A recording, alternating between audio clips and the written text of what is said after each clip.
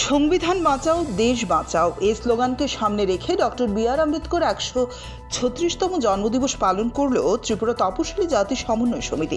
মঙ্গলবার সকালে তারা সিটি সেন্টারের সামনে সংবিধান প্রণেতা ডক্টর বি.আর. আম্বেদকরের প্রতিকৃতিতে পুষ্পার্ঘ্য অর্পণ করে শ্রদ্ধা নিবেদন করেন। উপস্থিত ছিলেন ত্রিপুরা তপশিলি জাতির সমন্বয় সমিতির সাধারণ সম্পাদক সুধন দাস, সিপিআইএম পশ্চিম জেলা সম্পাদক রতন দাস সহ অন্যান্য বিশিষ্ট ব্যক্তিত্ব ও সংগঠনের কর্মী সমর্থকেরা।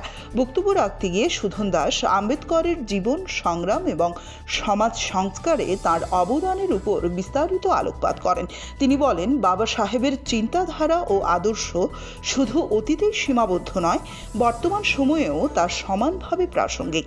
দেশের সংবিধান রক্ষা এবং সামাজিক ন্যায় প্রতিষ্ঠার ক্ষেত্রে তার ভাবধারা আজও পথপ্রদর্শক হিসেবে কাজ করে চলেছে।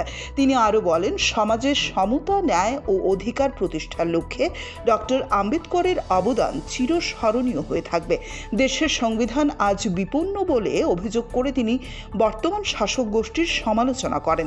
আরএসএস দেশের সংবিধান ভেঙে চুরমার করে দিয়েছে বলেও অভিযোগ করেন তিনি। আরএসএস এর পরিচালিত এই সরকার কেন্দ্রে প্রতিষ্ঠিত হওয়ার পর থেকে এই সংবিধানকে আর বুকে পা রেখে একটার পর একটা লঙ্ঘন করে যাচ্ছে। সংবিধানের সমস্ত বিষয়গুলি, সমস্ত অধিকার, গণতন্ত্র সব শেষ করে দিচ্ছে। শুধু তাই না, তারা ভাবনা হচ্ছে এই সংবিধান পরিবর্তন করতে হবে। এই জন্যে গত লোকসভা নির্বাচনের সময় স্লোগান উঠেছিল, নরেন্দ্র মোদী প্রধানমন্ত্রী স্লোগান তুলেছিলেন যে এইবার 400 পার।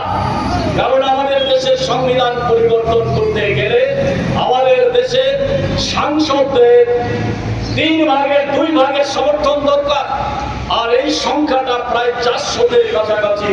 এই জন্যে এবার 400 পার এই স্লোগান তুলেছিলেন। কিন্তু ভারতবর্ষের মানুষ ধর্ম নিরপেক্ষ, সব ধর্মের বর্ণের মানুষকে ঐক্যবদ্ধ করে এ দেশকে রক্ষা করতে চায়। এই জন্যে ভারতবর্ষের মানুষ রায় দিয়েছে বিজেপির পক্ষে মাত্র 240। এর আগের বার যেখানে 303 পেয়েছিল, সেখান থেকে 63টা আসন কম পেয়েছিল বিজেপি। এর মধ্যে দিয়েই মানুষ প্রমাণ করে দিয়েছে ভারতবর্ষের সংবিধান ডক্টর বি.আর. আম্বেদকরের রচিত সংবিধানে সঠিক। এই সংবিধানকে পরিবর্তন করতে দেবে না। এই জায়গার মধ্যে